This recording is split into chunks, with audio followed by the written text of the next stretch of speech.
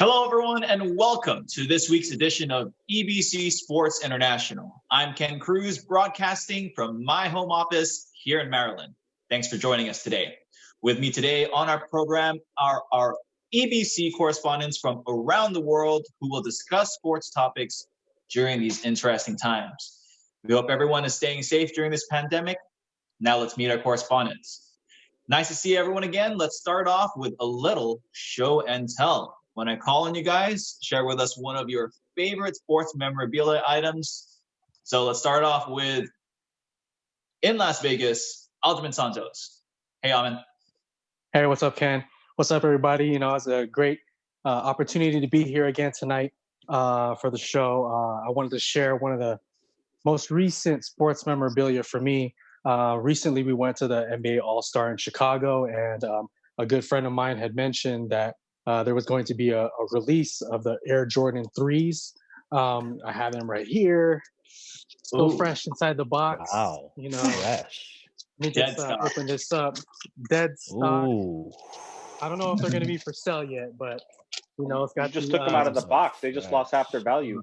I know, man. Well, I got half the shoe. Open the but box. I got to show that, it still has the Nike Shy in the back.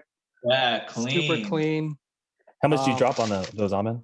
These were retail, so they're only $180. Yeah. Only 180. Yeah. So I didn't have to stand in line for it, but it allowed me to go around Chicago and really see, the city for what it was, and just to be in the town of Chicago, a super historical basketball city, and sports town in general, just to see the entire city during the All-Star weekend and it being one of the biggest things since this pandemic. I think it's one of my favorite sports memorabilia right now. Very awesome. Nice. Thank you, Alman. Next time I'm over, I'm going to be taking those. Kidding. In Seattle. You could try. What do you got for us, man? Hey, what's up, Ken? How you doing, man? So staying in the theme of Jordan, I think we're all huge Jordan fans here. So this was an early birthday gift that my parents got me. And it was one of my favorite pictures, actually. So this is one of the first times Kobe played Jordan, and this is the moment where Jordan gave him valuable information about how to field the defense when he was in the post. So that is beautiful. Framed it. So I'm gonna be. Where's that going up? I don't know. It's still wrapped up, so I'm trying to debate where I'm gonna hang it. But I wish it was signed. But beggars can't be choosers, but that's something that's really I'm gonna be keeping for years to come. So I'll sign it for you. Just kidding, man. Sure. Thanks, Mike. In Canada, we have Zarita May Sese. Hey, Ken. Hey, everyone. What's up? My sports memorabilia is actually hanging right behind me, which is the glory days of the Blue Jays, which is our championship pennant. But that is actually signed by a couple of the guys that were on the team. So like Joe Carter, Roberto Alomar. The Jays always hold they hold Winterfest. They call it Winterfest. So you get to meet all those guys. So I had the pennant and I brought it with me. And Devin White, one of the guys on the team, he kind of called me out because I didn't look excited enough to meet him. He's like, "Do you even want to be here? Who are you getting this sign for?" But I was just super nervous. So that hangs proudly. Nice. Beautiful. Thank you, Zarita. And then also from the other side of Canada, over in Vancouver, BC, we have Zolti Horvat. Hey, Zolti. Hey, how's it going, guys? What's up, Ken? A lot of you don't know that I am a diehard Minnesota Vikings fan. So whenever I see any signatures, any sort of, I probably have like 40 mini helmets. But what I brought today was some autographed football cards. So I got Dalvin Cook. Nice. Autographed. Wow. Nice. And then I got a couple of, I know he's not a Viking anymore, but he's one of my favorite Vikings of all time. Teddy Bridgewater. Yeah, very clean. Wow. You don't have Mr. That's Double awesome, Doink? man. Who's that? The Double Doinker? No, I don't. But occasionally throughout the day, you'll see me taking a sip out of my water cup here. Love it. Where's the Randy Moss stuff at, bro? Oh yeah, man, those things are pricey. I got a jersey that's hanging in the closet. I probably should have brought that, but it's not autographed or anything. Those things are pricey. How about an MJ Oh, card? man. You have one? I do. I just knew all of you would be coming with the MJ stuff, so I thought I'd go a little different. Good choice. We like it. Thank you, Zolti. And then finally, today we would like to welcome from EBC in the Philippines our colleague Ben Bernaldez. Hey Ben, thanks for joining us. Kumusta kayong lahat? I hope you're all doing well. Kumusta? Well, I didn't bring any sports memorabilia with me, but I just have to show you some of the memories I had, and I can show during the 30th SEA Games, as you can see here. There you go. Oh, nice. Wow. So the uniform I got from the 30th SEA Games, some actual gold medal from the athletes that I interviewed here in the Philippines. So it's really so it's Wow. gold, double Man. from Muay Thai athlete. So it's really fun and also inspiring to watch and cover this kind of big event. And hopefully, when this pandemic ends and we can all go to Tokyo and cover the 2021 Olympics. Hey, we might see you there. Yeah. Yeah, in that jam-packed city. Awesome. Thank you, Ben. Thanks for joining us. And then finally, we have myself. Well, other than this Bucs jacket that I'm rocking that I got from a thrift store about like 10 years ago, I have here Los Angeles Nice. That's Kobe awesome. Bryant newspaper tribute presented to myself. So what this book has is literally every single newspaper That's clip crazy. from Kobe's career from 1996 all the way to his retirement. And you know, if that wasn't enough, I was wondering why it came late. And the reason why it came like I ordered it in like I think it was like a week after he passed, and it didn't come for like another month. And and the reason why it didn't come for another month is because it contains clippings from all the way to the to his memorial. The memorial, yeah. Wow. Michael Jordan's in the bottom left right there. That's incredible. Wow. Yeah, and so That's a huge this piece is of gonna be, sports history, man. You know, a Cruz heirloom for generations to come. And you know, I'm going to treasure this. I've only probably read maybe like 3 or 4 articles, but I mean, hopefully, you know, before my time passes, I'll read all of them. That's awesome, Kuya. When are you going to give it to me? I'll sign it, bro. Don't worry. I'll sign it. You don't have to ask.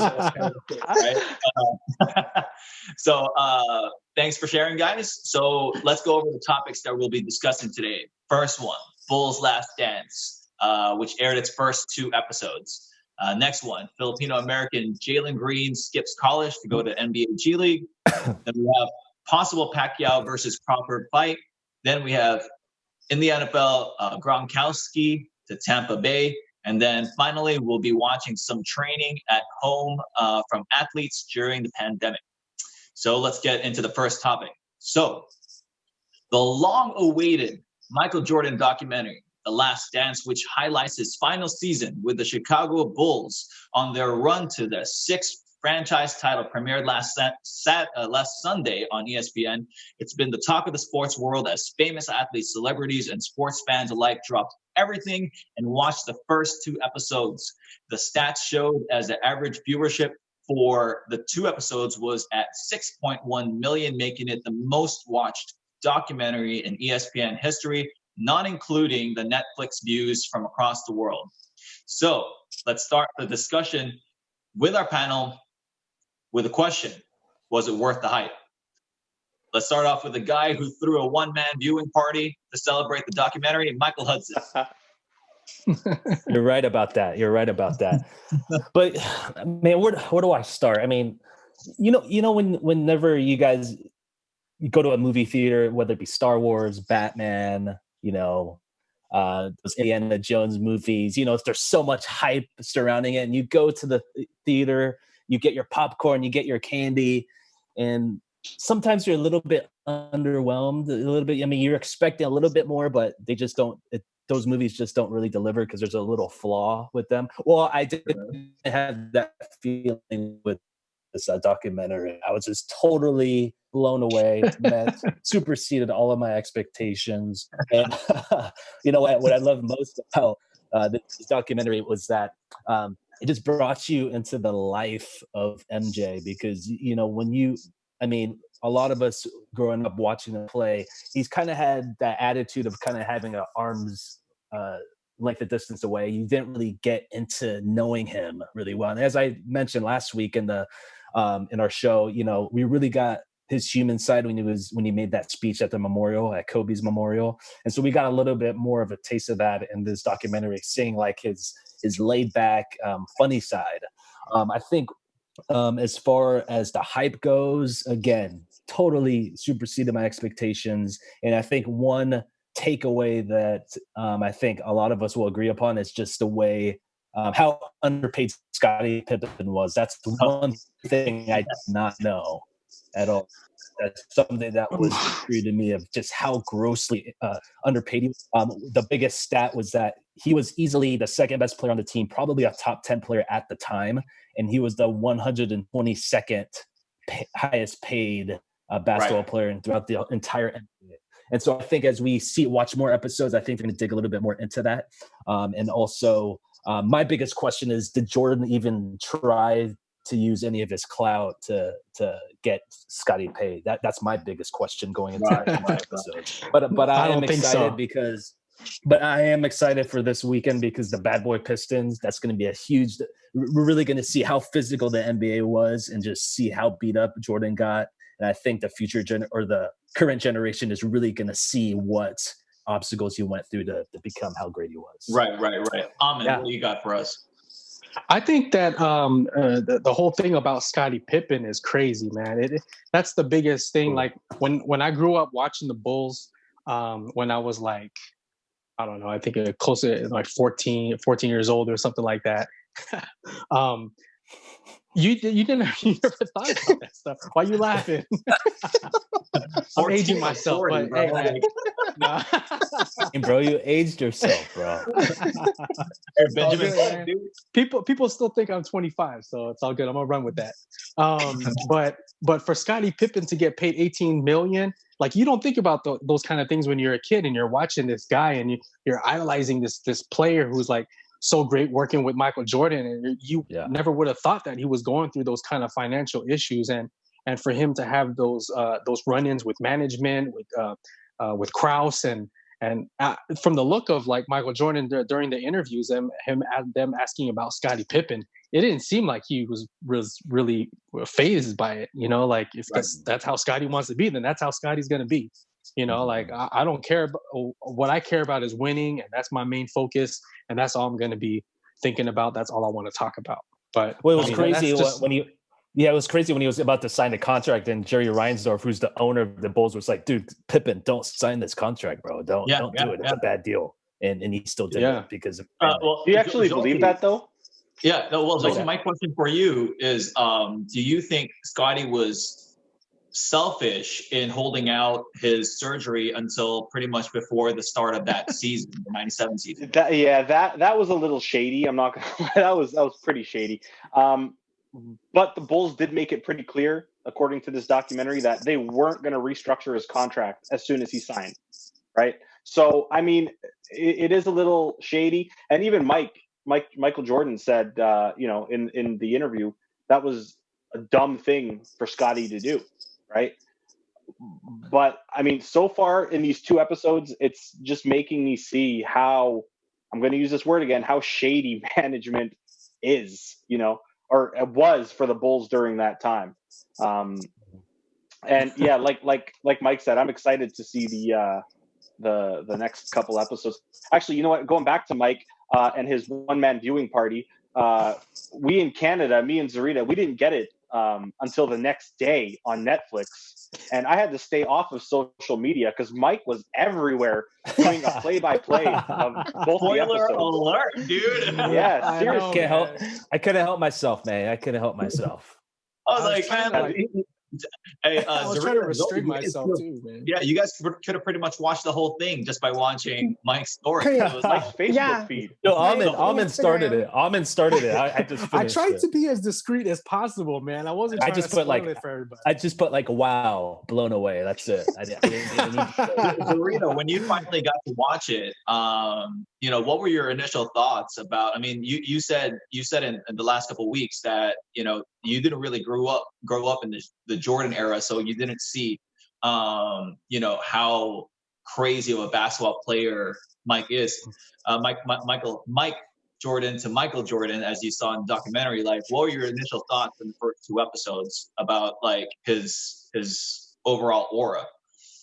It's like the figure Michael Jordan was coming to life. Like, you see his thought process, you see how much he's respected by his team. But going on about the Scottie Pippen contract, it's like, as management though, if you have a top 10 player at that price, you say, okay, sign it. But just like, they warned him, don't come back and restructure this once that money comes in. So as shady as it sounds, I would have taken it as management, like, dude, sign this. But you also saw why he signed it. Like, it was a very long-term contract. You do not see that nowadays. That's like baseball money.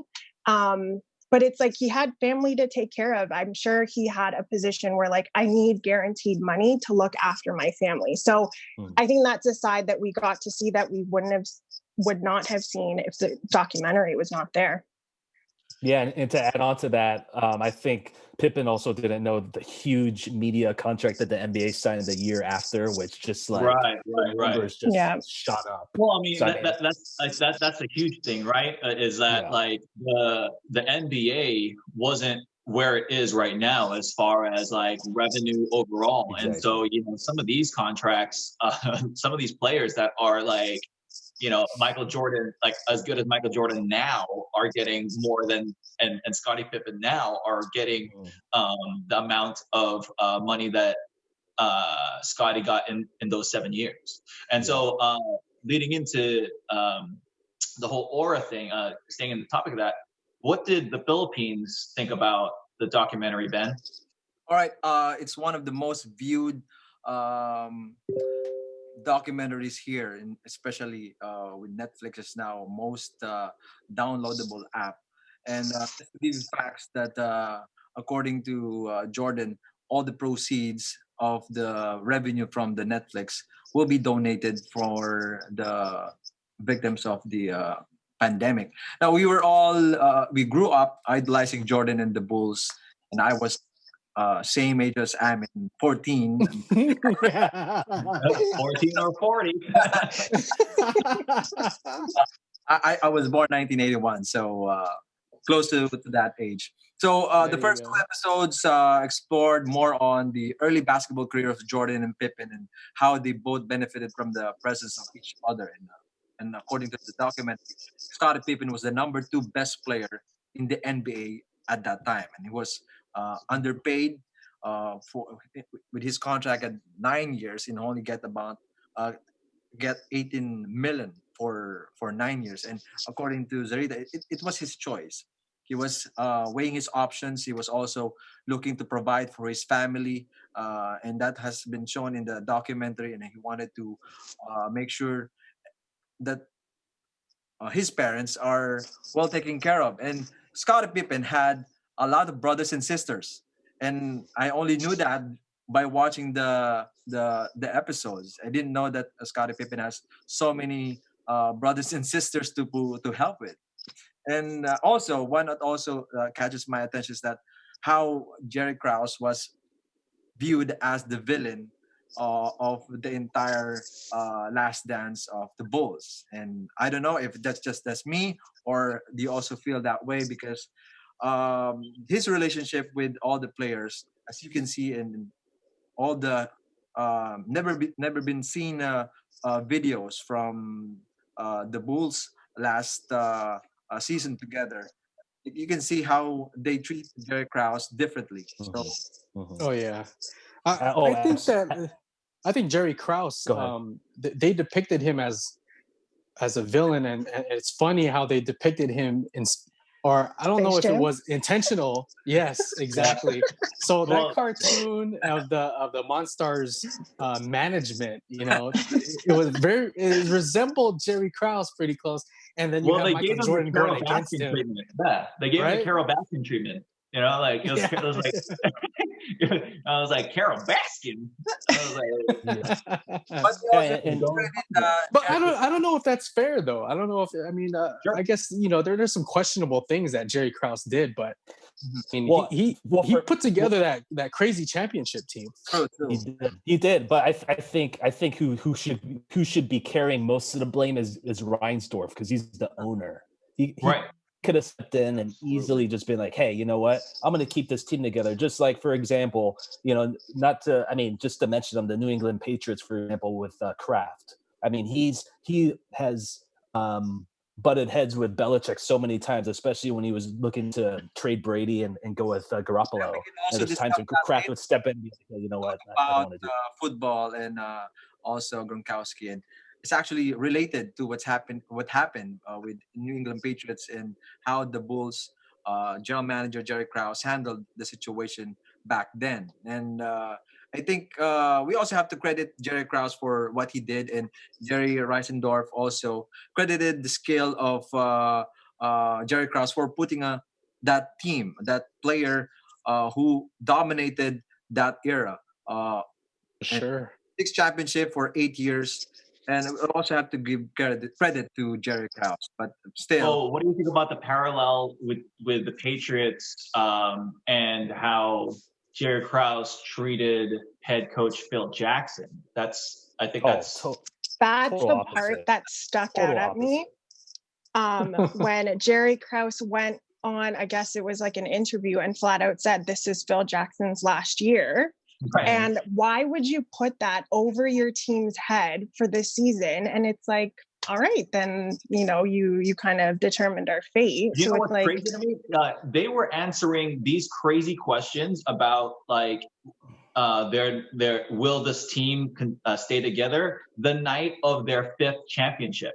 Yeah. Did you see that? Like they were Crazy. They were wearing their championship hats. They had the trophies around them, and they were getting these questions. So, what's up with next year? What do you think about Phil Jackson? What do you think about Jerry Krause? And I was just like, what in the world? Can you imagine? Like nowadays, the players they would be like, they would ignore you.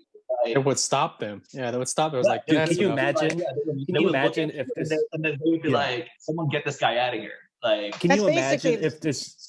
Can you imagine if this drama happened with today's media? Dude, there'd be an outrage of being like, "Are you seriously gonna break up this team?" Like oh man, Krause would. but it's funny that you guys say that, because that's basically what the Raptors went through with Kawhi. That entire championship season is like constantly, what is Kawhi going to do? What is Kawhi going to do? And it honestly felt like kind of like an elephant in the room of like, okay, well, I guess we should like cherish it now kind of thing. But with Kawhi doesn't like talk. show his cards, though. Yeah, exactly. So it's kind of like if you don't talk, It's a mystery. They're fishing. Yeah. They were trying to fish.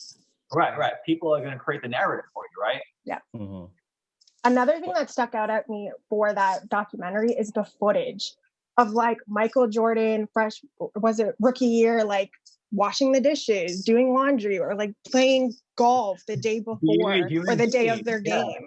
Yeah. How do you think of grabbing that footage at that time? That's crazy. Yeah, and he that's was a generational player right there. Yeah, and it harps back to seeing his human side. You're seeing things that you normally like would imagine Jordan doing. Like making his bed, write that letter he wrote to his mom. I mean, like he's human just like all of us. So it was pretty cool to see that. Well, you got he's human. For Mama Jordan, right? Like the way that like she speaks in that interview, it goes to show that they like he had a great upbringing as far as like the like how she raised him, and like the way she spoke. You can tell that they were good parents, and that kind of just shows like what brought Michael Jordan, right? Absolutely. See, and I think he's human when he was young, which is true, right? Like when he was a rookie, second year, he's human. He's doing all these human stuff. But then it flips the script, and they're in France, He's just being mobbed, right? Yeah, it's and at that point you can't be human. There's no way you can remain human. The dude that asked for an autograph. Oh yeah. He's like, "Can you sign this for me, sir?" And Jordan's just like, look away, like handle this for me, But and also something else that stood out was like when just these growth spurts that these guys get, like Pippen, like grew 9 inches from like junior year or like freshman year to sophomore year in college. I'm just like, man, I can't like a 3-inch growth spurt. Oh, that's what's beautiful. That's crazy. With handles, like as point guards, and then they grow, and then they become small forward with handles, and so Anthony Davis, yeah, Paul Gasol, it's crazy, insane. I can't imagine, man. But I think we'll use this time to take a quick break. EBC Sports International, Home Edition. We'll be right back.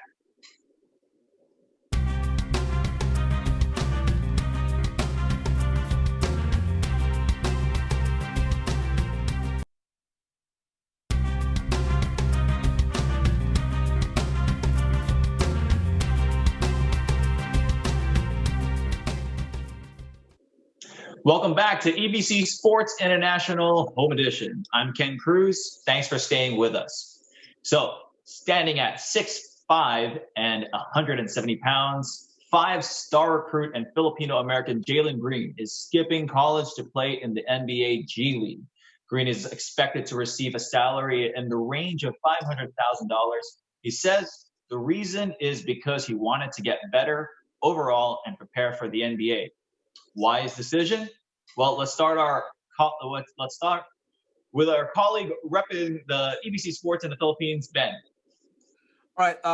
NBA G League is simply G League is the National Basketball Association official minor league basketball organization. So the league has known as the National Basketball Developmental League, is now called G League. This was a move by Commissioner David Stern to expand the developmental program for, it's like the minor league farm system. We all know that there are a lot of players, elite high school players going abroad, like Melo, now Jaylen Green.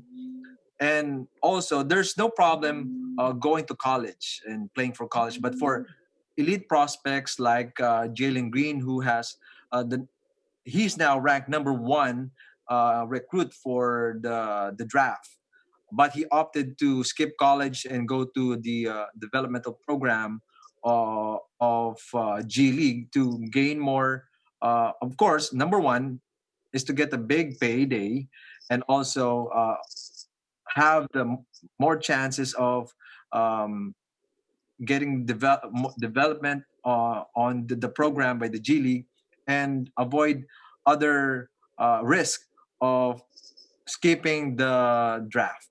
So on my take is, I think this is a good move by the NBA to help elite prospect like Jaylen Green to have this kind of program. The thing is with the G League program is that you do not belong to a specific team. So you're like, you go to different cities or countries to do exhibition games, and you don't have the regular schedule as like the D League has, where you can play a lot of minutes. But here, also a combination of both elite prospects and some veterans would go on tour to play against professional teams as well. And the good thing with this is that you also have the option to go to school via online.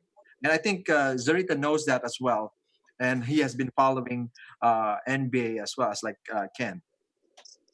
Yeah. So on that note, Zarita, what are your thoughts? I think it's a good idea. He's essentially it's inevitable that he's going to go to the NBA anyway. So why not use that year that he's going to get probably ahead of everyone else in his class to start developing himself? The only thing is logistically, I don't know the exact setup of the kind of team that he's going to go into, because as far as I'm aware, it's not even a legitimate G League team. Not to say that it's not legitimate, but it's not one of the affiliated teams to a certain NBA team. So it's not even that he's going to belong to a certain team, like Ben said, but I think it's a good idea. He's going to get paid. He's going to get exposed to the different organizations if he do play exhibition games. So I think why not? If he has the chance, then do it. And what do you think about the development in the G League versus development if he played in college? I think he was going to play in Memphis, if I'm not mistaken.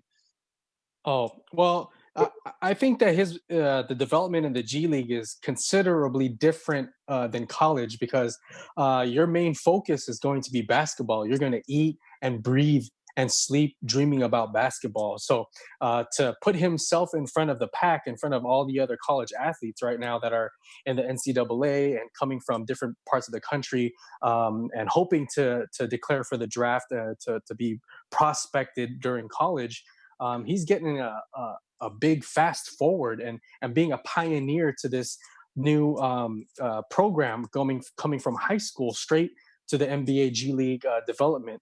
I think it's a great move for Jaylen. It's going to get him a ton of publicity. A lot of people are going to be watching his development, and fortunately for him, and for I think for the Filipino community, everybody's going to be rooting for him. And I think that whoever his management is, they're pretty smart and to pioneer this whole thing because it's going to change the entire landscape of what prospects across the country are going to be doing. Because you also have Melo Ball, who played in Australia, to develop himself and to be around more professionals rather than being around the college professors and other students and things like that. He's going to know more of the ins and outs of the business as well. So it's going to be great for him. I think he's going to have a super bright future if he stays healthy and continues to do what he does. I think it's going to be great. He made a smart move. That's like a 10 out of 10 decision right there for him. Zolti, if you were, I was going to say, Zolti, if you were an NBA scout, would you consider this, a plus or a minus move for Jaylen? I would put it as a plus, not only because he's going to get better exposure, there's better talent in the G League than there is in a lot of these small colleges that these bigger teams play. But it's a smart move by him. He's going to get $400,000 for the 1 year, plus they're giving him $125,000 to go to school, like for his college education. Most of these guys nowadays, they're one and done, right? They'll go to school for 1 year and then they're gone. And then once they're done, in the league, they either have to pay for their own education to go back to school, or they just don't go back to school at all, right? These guys are paying him $125,000 for school. So not only is he basically getting a full ride scholarship, he also only has to play 1 year in the G League until he gets to the NBA. Yep. Mike, question for you. What are the negatives of this? Like, what would he have experienced as far as like basketball wise in college that he's not going to be able to get playing in the G League? Honestly, I don't see any negatives. I think for me, I think this is a phenomenal move, and that this is going to open doors for a lot more prospects. I think more times than not, especially right now, a lot of the younger talent, especially at high school, are already NBA ready. If you look at this kid's body, I mean, he looks a lot physical wise. He looks developed already. And his game is already up there. And to be able to play with guys that are going to be, in their mid 20s already, late 20s, compared to playing with a bunch of 18 and 19-year-olds is just going to help him. If I had to pick a negative, the only thing is if he gets hurt. If he gets injured, I mean, he'll have money to fall back on and things like that. But it's really hard to think of any negatives at this point. It kind of reminds me of a recent superstar who was playing against grown men at a young age, right? Easy, yeah. Yeah, this is going to help. I mean, it's going to help him tremendously. Well, my question for you, Ben, is that what is the Philippines saying about this? I know that Jaylen said in the past that he likes the way the Philippines League is, the PBA, and he also intends to play for the Philippines in the Olympics if they let him. What is what's the word back in the homeland? Right. First of all, Filipinos are very thrilled to have Philams, and we're waiting for Kai to be the first full-blown Filipino to be drafted in the NBA. Yes. But we have a lot of aspiring players who wants to be in the NBA, and Jaylen has the strongest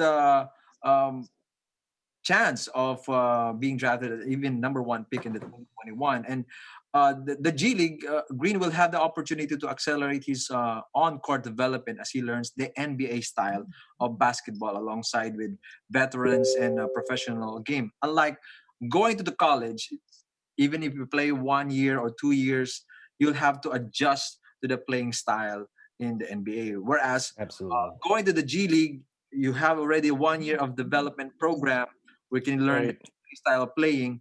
And when you get drafted, you don't have the adjustment anymore. So I think it's the best move, and we're very happy with his decision, and we fully support Jaylen's career in the NBA. And surely he'll be in the top 5 in the 2021, hopefully. And I think one of the biggest things right now is just the way how nitpicky the NCAA is right now with everything that's going on. And I think it's getting to the point, I think that's really what carried into Jaylen's decision to forgo college, because, it seems like every little thing these athletes do, they get in trouble for, whether it be, accepting money or accepting expenses paid to move family. And it's just, the NCAA is just known now just for exploiting these kids. And they're kind of just hiding behind this guise of, education is the number one thing.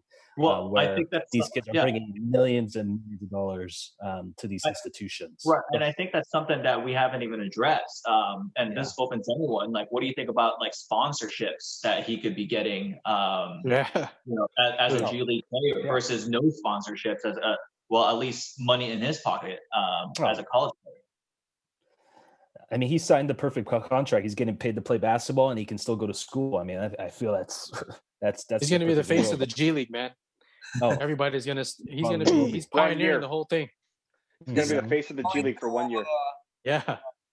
I think they're trying to open up a team like in another team in LA just for Jaylen. So I think that just goes to show like the kind of impact they're expecting him to have. The question is, will he deliver? I mean, it's probably going to be Jaylen and a bunch of just random guys. Well, that's the thing. That's what I was going to bring up as a negative is going forward, you're going to see a lot of guys who are not ready to play professional basketball taking this route because they think they're good enough, right? You see it every year with guys entering the draft after 1 year of college basketball because they're ready to go pro and they're not ready. So I feel like this is going to ruin a lot of kids actually that aren't going to get the chance to go to college and get their education and then try to make it pro. So I would hope that they would have a smart management to really tell them like, dude, you're not that good. Some of these managements are like uncles. You're not that good. Cousins, right? How many one and done guys have failed? How many one and done guys have failed? Well, no, it's not really the one and done guys that you hear about that have failed. It's the guys you don't hear about, right? These guys that you have their uncles, their cousins, their whoever their support system is that is just looking at dollars. That's it. And they say, "Oh, you don't need college anymore. You're ready to go." They come out of college and they don't get drafted.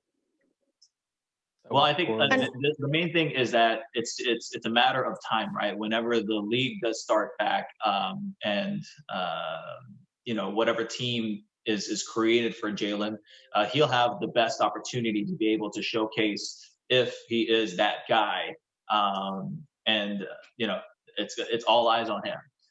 With that note, we'll take a quick break. EBC Sports International Home Edition. We'll be right back.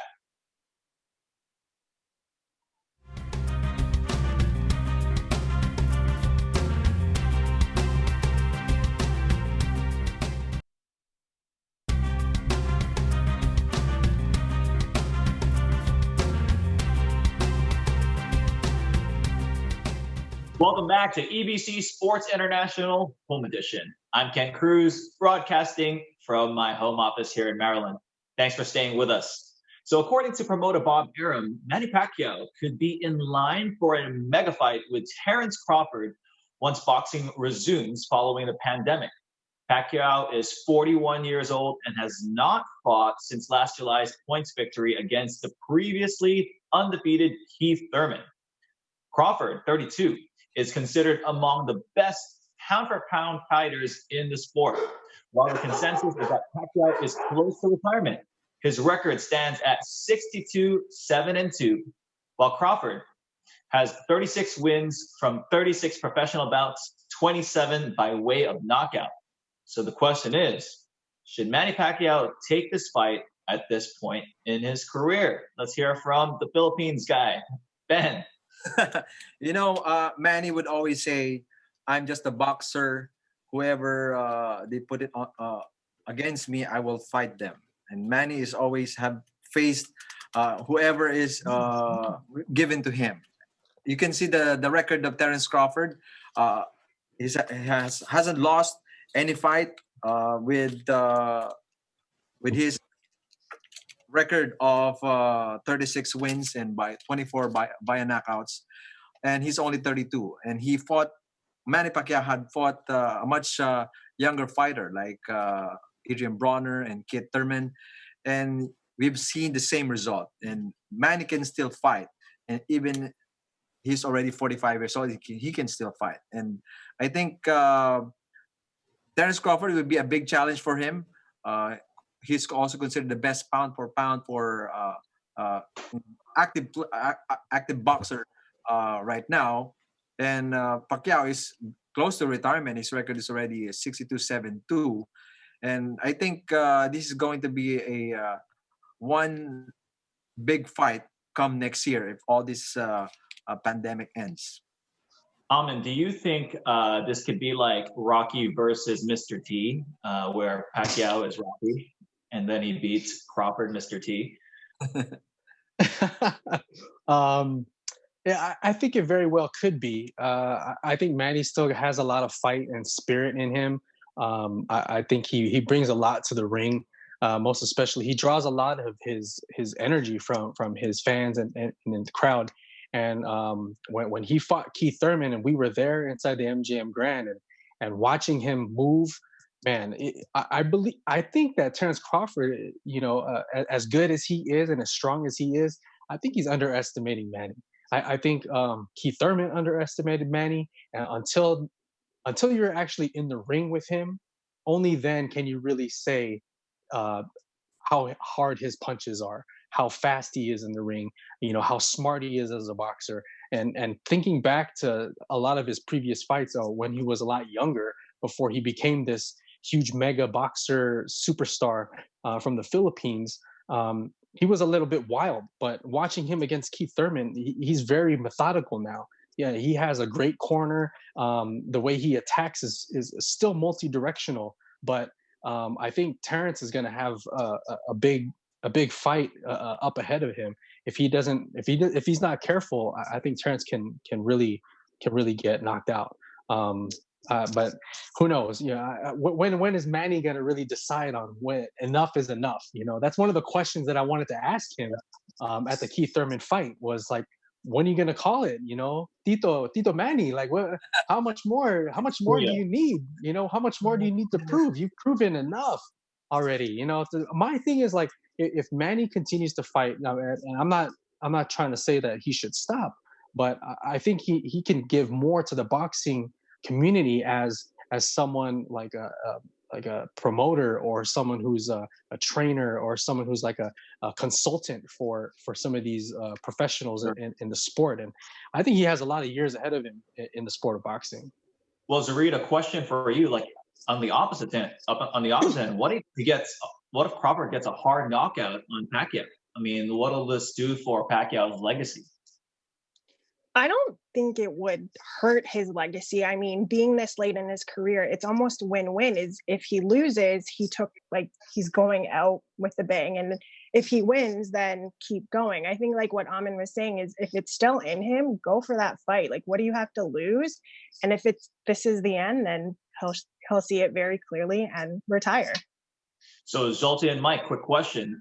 Percentage chance that Pacquiao can beat Crawford in this fight? 100% Pacquiao, baby. Let's go. Just because I like to be different on this show, I've sort of become a villain. 0%. Oh, well, let's take that tape and we'll run it back after this fight. If this fight happens. So let's go on to the next topic. Rob Gronkowski, who was enjoying his retirement from the New England Patriots, agreed to return to the NFL as a member of the Tampa Bay Buccaneers as a part of a trade. He'll once again be teamed up with his legendary quarterback, Tom Brady. The draft is going on right now, actually, and it looks like they're filling in their roster very well. So what do we think of this pickup? Well. Will Gronk help Tom get his 7th Super Bowl ring? Zolty, start us off. Yes. I don't know about Super Bowl. Oh, but you know what? Okay, it's locked, baby. 2 weeks ago, I said he's gonna sink. I straight up said he's gonna sink if they don't get him help. And since I said that, Bruce Arians must be watching this show because that's all they've done is get him help. He must be. He must be watching. He must be. He must be. I'm like a Tom Brady guru, right? You're sliding the link in the DM. That's what you're doing, right? That's what I'm doing. That's right. EBC link. They got Gronk, which was crazy that he, unretired, and then they basically got him for nothing, a 4th round pick, and then they also got a 7th round pick back. Like, that's ridiculous. That is crazy. Did you guys see that video of him coming out of the woods? Oh yeah, when he blows the shell. Yeah, that's funny. But 2 weeks ago, I said they need to get him running back help, and they need to get him. They need to get that defensive backfield fixed. What did they do in the draft yesterday and today? First off, they got an offensive lineman to help Brady out, which is huge, right? Super athletic Then guy. they went and picked up Antoine Winfield Jr. from Minnesota, University of Minnesota, which is a huge pickup for the defensive backfield. He was probably at least top 3 safeties in the draft. And then the biggest thing I said was they need running back help. What did they do today? They drafted a running back, not just any running back, a solid running back from the SEC. They're getting him the help he needs. So I'm not there yet, but I'm getting there, Mike. I'm getting there. Oh man, they're going to be so fun to watch. Go ahead, dude. Yeah, go they're ahead. They're gonna be so fun to watch. Where do I start with this one too? I mean, it's just. I mean, you have Gronkowski, you have Cameron Brate, you have OJ Howard, you have Chris Godwin, you have Mike Evans. I mean, who are you gonna double? I mean, someone. Okay, you're probably gonna double Gronkowski, right? Because I mean, he's the most. Let's be honest, he's the GOAT of tight ends. He's the greatest tight end of all time. Listen, he hasn't been the same since his injury, though. You got to remember that's true. That's the only downside is we don't know how healthy he's going to be. I know he lost a lot of weight since retiring. He's a WWE superstar, a belt holder. Exactly, he's champion. He's champion. But hey, they're slowly building around Tom Brady because they're realizing that they probably have a good 2 to 3 years left to win a Super Bowl. So they're doing all they can to surround him with the talent that he needs. Dude, I told you he's gonna attract the talent, and the opportunity to play with Tom Brady is like once in a lifetime, dude. And when they announced that Rob Gronkowski is coming out of retirement, I just thought about like Mike's reaction. I thought about Jolty's reaction. I thought about the show when we were talking about like, is he gonna sink or swim, dude? I told you, man. Dude. But the one thing I didn't expect was Gronkowski to come back. Like, dude, yeah, that was. I'm almost suspecting that he had retired because him and Tom are really good friends. That he told him like, dude, just lay off right now. I'm probably gonna be going somewhere. Just stay athletic. stay excited because I'm gonna give you a call. And when he brought out the conch, man, and Gronk came out of the woods, he was like, ah. Yeah, well, Gronk is a man of theatrics. And speaking of that, Zarita, do you think it would have been wiser for him just to stay as a WWE champion, or do you think this is wise for him to come back, make one last run, despite him being injury prone? I think that if he said it himself that this is probably the best he's felt.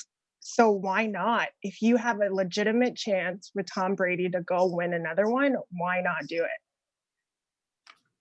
it? Agreed. I mean, Ben, what are your thoughts on the Patriots? I mean, not the Patriots, but I mean Tampa Bay, like the new Patriots. Do you think that they have a chance the New England? To do something the Tampa special? Bay Patriots, baby. I mean, I'll be able to watch American football here in the Philippines, because I do read the news and watch whatever is happening in the U.S. sports. But Gronkowski, remember, he retired only at 29 years old. He's still pretty young. And like Mike said, Gronk is the best tight end ever played in NFL with Tom Brady. And his conversion rate with Brady is a lot higher compared to other tight ends in the NFL. So I think if the question is the health of Gronkowski, if he's 100% sure. I think some trainer said the 1 year layoff of Gronkowski helped him to recover with all the continuous. And this also according to Gronkowski in one of his interviews, that the 1 year layoff also helped me to recover mentally and physically. And now I'm fully committed to playing again, and especially with his best quarterback, Tom Brady. And he always wanted to play with Tom Brady. And I think that's also one of the reasons he wanted to go to Tampa Bay. And I think they have a good chance. And for those might be able to disagree with me, and I think they have a good support team. Like Mike said, they have a big chance as well. So I have a question for you guys. Oh, go ahead. Yeah, sure. I have a question for percentage chance of them going to the Super Bowl now, Mike. Oh. Well, I mean, the only thing is that please don't say they're going to be against the Seahawks. They're going to be against my Seahawks. Say it. I'll say 96%. That is high. Don't you? 96%, baby. Isn't Tampa in the NFC? It can't be against your Seahawks. No, I mean, well, not in the Super Bowl, but I'm saying like they're in the way. Oh, I got you. Yeah. No. Well, first off, the Seahawks are never making it that far. Well, to wrap up this topic, Jolty, question, what do you think what do you think about Gronk just playing divisional games? You know what? I was saying this off air. In order to make the playoffs, you just need to win your division. If Gronk doesn't feel healthy enough, sit out. Who cares if you're playing? If you're playing Miami, who cares? Play against Atlanta, play against New Orleans, and play against Carolina. Win those games, you're in the playoffs. You can go 6 and what is it? Well, I think there's 17 games this year now, right? So you can go 6 and 11, and you're still in the playoffs. I'm not saying he should do that, because that's a pretty bad move, I'd say. Hey, you could. He's gonna have to knock the rust off. Yeah. Well, there's no chance he only plays divisional games. There's no. Well, to wrap things up, this team on paper looks like it's nasty. So, just like it's with getting all there. the It's getting there. about here, if this pandemic ends and everything goes back to normal, we're gonna see some crazy things. So, speaking of the pandemic, and most of the major sports being on hold, our last topic is athletes have to get creative with their workouts in order to stay in shape for when everything gets back to normal. So let's check out what some are doing to stay active.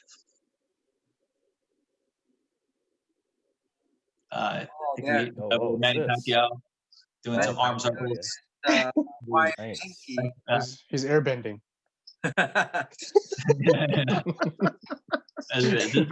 My arm's already sore doing that. Oh, there we go. Kevin Hart. Is that Kevin Hart? Kevin Hart? That's Kevin Hart. He's slow. Yeah, well, I mean, Kevin Hart Heard is Sam up. worked out Stand really good. though. Oh, there we Compared go. to Russell okay. Westbrook. Brody. Why That's is he Brody wearing Hey, right that's there. why he's so quick. That's why he's Is so it just quick. me? Socks on Probably. sand. Did Westbrook's arms get like really big? It looks like the dude's been eating a He's a lot. big Something dude. a little Yeah. beefier during the You know what I'm pandemic. concerned about? They're not social distancing. Why is Kevin That's fair. Hart with That's Russell Westbrook?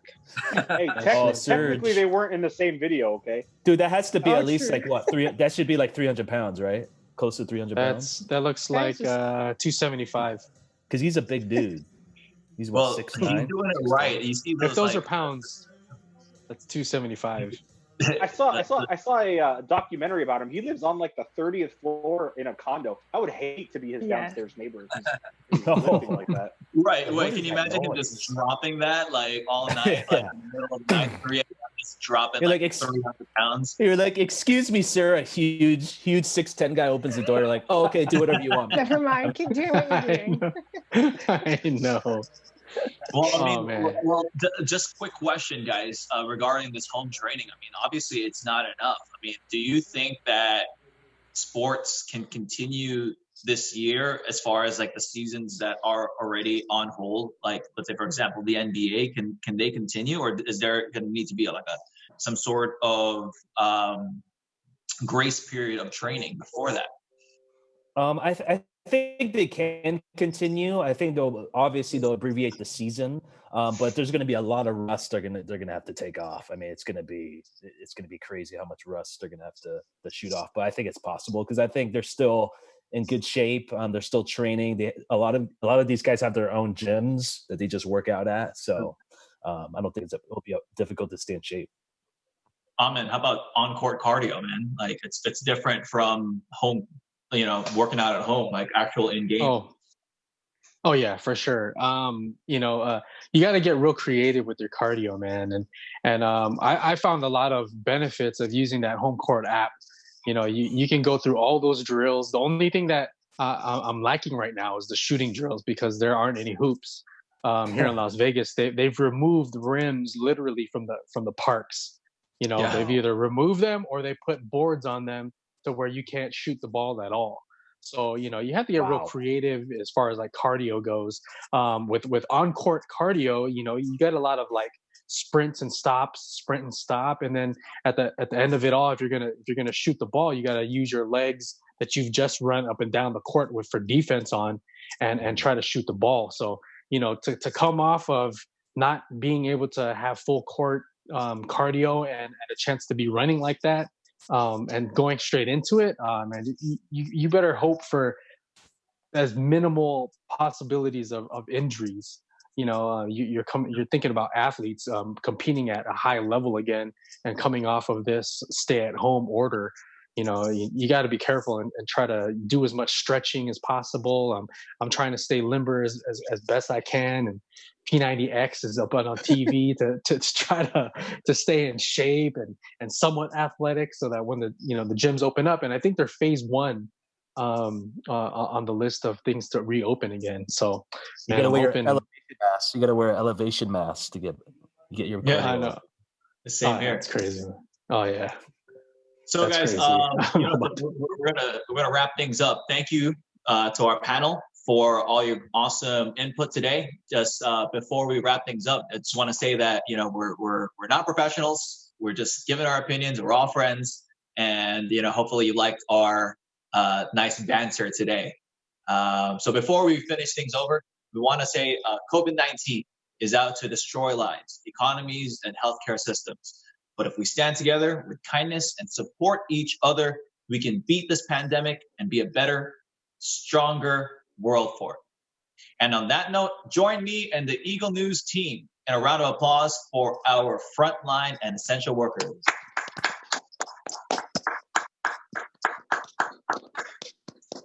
Well, that's all we have for this week's edition of EBC Sports International Home Edition. Thank you for joining us, and be sure to tune in next week. Make sure to visit our websites at eaglenews.net and eaglenewslive.com. Like us on Facebook and follow us on Twitter at EagleNewsPH. Share your thoughts and comment, please. Thanks for watching. I'm Ken Cruz. We live in interesting times.